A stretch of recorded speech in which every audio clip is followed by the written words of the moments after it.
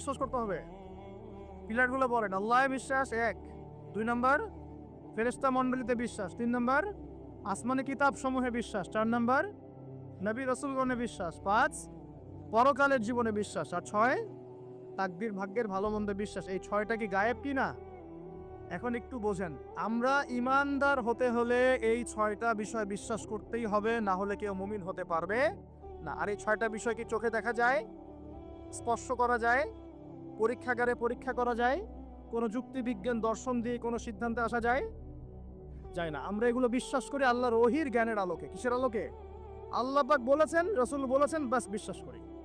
এখানে আমরা কোনো যুক্তি বিজ্ঞান দর্শনের ধার ধারি না, দাঁড়িয়ে তাদের জ্ঞানতাত্ত্বিক একটা সংজ্ঞা আছে, দর্শন আছে। কি সেটা?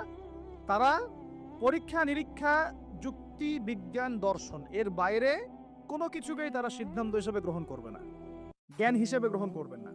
তারা পানি